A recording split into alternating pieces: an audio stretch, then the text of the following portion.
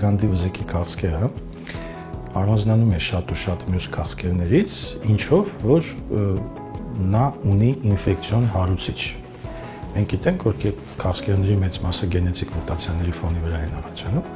Կրծքագեղձի քաղցկեղը ունի վիրուսային հարուցիչ, այսինքն դա վիրուսային հիվանդություն է, հիմքում ընկած է պապիլոմա վիրուսը։ Իսկ հաղթահարման համար պատվաստումները օգնում են կանխարգելել։ Այո, հենց հաշվի առնելով այդ հանգամանքը կա մի այսպիսի կարծիք, որ արգանդի վզիկի քաղցկեղը ամբողջությամբ կարելի է աշխարհի երեսից վերացնել։ Մենք գիտենք, որ կան հիվանդություններ, ոնց որ ժանդախտը, պոլիոմիելիտը, որոնք որ պատվաստումների միջոցով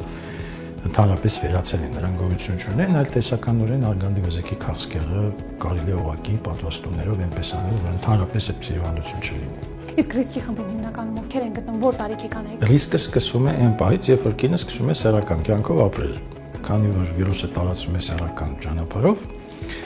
դրա համար միջին տարիքը համարվում է 18-ից 20 տարեկան, երբ որ դրանով վարակվում են։ Պիկը հասնում է 35-ից 45 տարեկան կանանց։ Իսկ կարող ենք ասել, որ այս խնդիրը նաև ունի ժառանգական բնույթ, թե բացառիկ խնդիր։ Իսկ առաջին ախտանշանները, որ մարդը կարող է հասկանալ, որ իր մոտ արդեն սկսվում է նման խնդիր, ինչ ախտանիշներով է արտահայտվում։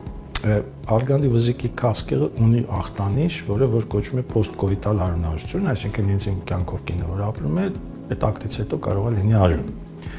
Կամ այսպես մսաջրի նման արտադրություններ, բայց դրանք սկզբնական փուլում չեն առաջանում, դրանք առաջանում են առաջի B, երկրորդ, երրորդ, չորրորդ փուլում արդեն, այնպես որ ես խորհուրդ չէի տա այդ ախտանիշների վրա հիմնվել։ Իսկ երբ որ դիմում են, երբ որ արդեն կա խնդիր, ինչ հիմնական ախտորոշում է իրականացվում, ինչ հետազոտություններ են իրականացվում։ Դե քանի որ տեսեք, վարակվելու պահից վիրուսը անցնում է փուլեր, այսինքն վարակվելու պահից մինչև քաղցկեղ զարգանալը միջինում 10 տարի է տևում։ Պրոցեսը տևում է 10 տարի,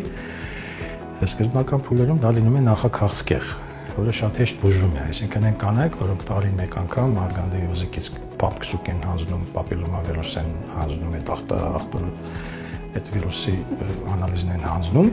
նրանք համարյա թե երաշխավորված այդ քաղցկեղը չեն ունենա, որովհետև նա նախաքաղցկեղի փուլում կարելի է վերացնել։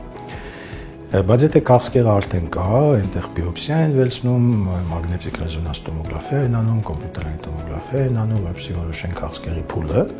եւ փուլից ելնելով կազմակերպեն արդեն այդ քաղցկեղի բուժումը։ Իսկ բուժումը հիմնականում վիրահատական միջամտությամբ է ընթանում, թե նաեւ դեղորայքային բուժում հնարավոր է։ Առաջի փուլում տեսեք, վիրաբուժությունը եւ դեղորայքային բուժումը դա տես թուրք կարծիք կա, որ մեկը մյուսին փոխարինող մեթոդներ են, տես չի լինում։